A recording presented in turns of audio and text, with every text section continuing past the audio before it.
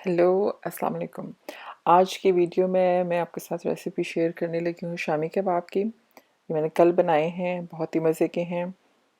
रमज़ान में तो वैसे ही इफ्तारी में भी मज़े के लगते हैं, सहरी में और वैसे आम दिनों में इंसान चाय के साथ भी अच्छे लगते हैं और पुलाव के साथ भी। और आप इसको फ्रीज़ भी कर सकते हैं, कोई अचानक आ जाए निकाले और तल लिए।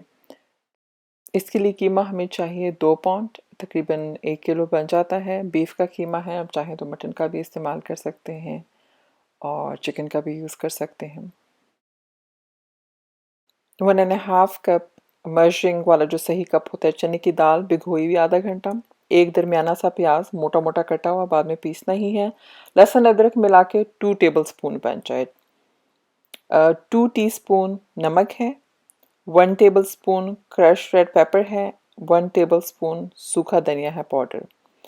और फिर इसमें है, दूसरी प्लेट में है 1 टेबल स्पून काली मिर्च साबित, दालचीनी का 1 टुकड़ा, 3 बड़ी काली इलायची और 1 टेबल स्पून ज़ीरा। इस सारे मसाले को हमने पीस के बीच में डालना।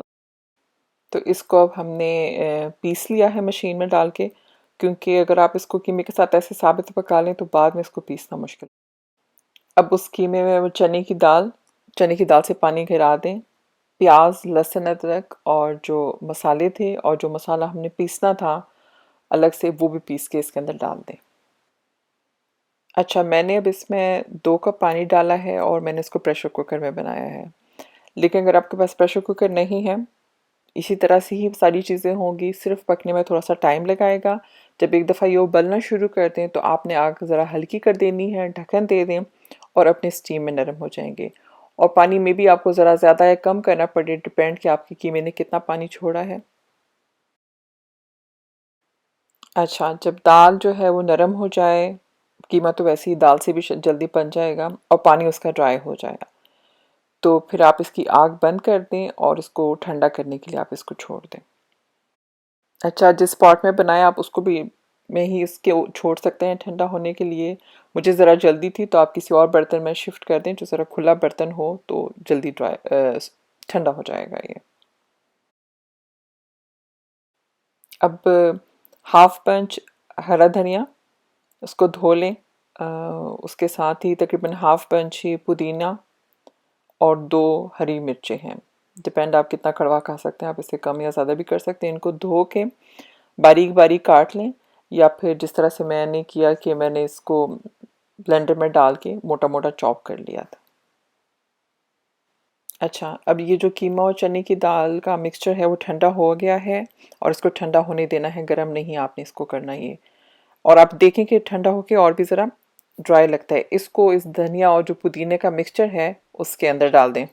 अच्छा, जब उसमें डाल के सारा जो कीमा है उसको अच्छी तरह से पीस लिया है और ठंडा हो चुका है और उसमें धनिया और पुदीना और हरी मिर्चें भी शामिल हो चुकी हैं, अब हम इसके अंदर 2 अंडे डालेंगे।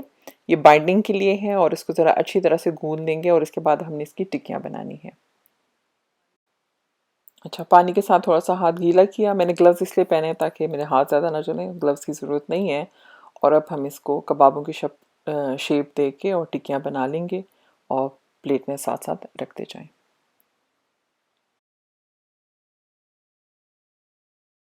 अच्छा, अगर आप इसको फ्रीज़ करना चाहते हैं तो जैसे ये प्लेट में लगा दी है, अब इसके ऊपर आप प्लास्टिक डालें, शीट डालें और उसके ऊपर दूसरी तह जो है कबाबों की लगा दें। जितनी ज़्यादा आप लगाना चाहते हैं लगा दें। फ्रीज़र में ज़्यादा जगह नहीं लेगा, इसको आप फ्रीज़ कर दें। जब एक दफ़ा ये फ्रीज़ हो जाएँ तो फिर आप इनको निकाल के और खोल के और किसी ज़िप-लॉक में रख दें, तो फिर आप इसमें चिपकेंगे नहीं।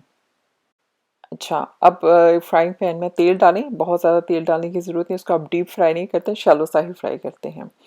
और एक अंडा हम और लेंगे, उसको फेंटा, उसमें एक चुटकी सा नमक भी डाला और इस अंडे में कबाबों को डिप कर करके और उसको हम फ्राई करेंगे। अच्छा, ये तो चूँकि अभी मैंने इसे फ्रेश बनाए हैं तो बिल्कुल नरम से ही हैं, लेकिन अगर आपने इसको फ्रीज़ किया और फ्रीज़र से निकाले हैं तो आपको इसको डीप फ्रॉस्ट करने की या थॉ करने की ज़रूरत नहीं है। आप इसको जब पकाना शुरू करेंगे तो खुद ब खुद ये खुल जाएँगे। जब एक तरफ से गोल्डन हो जाएँ तो आप इसको फ्लिप कर दें ध्यान से। बेशक एक हाथ में बटर नाइफ़ भी इस्तेमाल कर लें ताकि आसानी से कर सकें। बस इतनी सी बात है, बिल्कुल आसान सी रेसिपी है। अगर आपको ये रेसिपी अच्छी लगी है तो प्लीज़ इसको लाइक भी कीजिए और शेयर भी कीजिए और मेरे चैनल को सब्सक्राइब ज़रूर कीजिएगा। Thank you.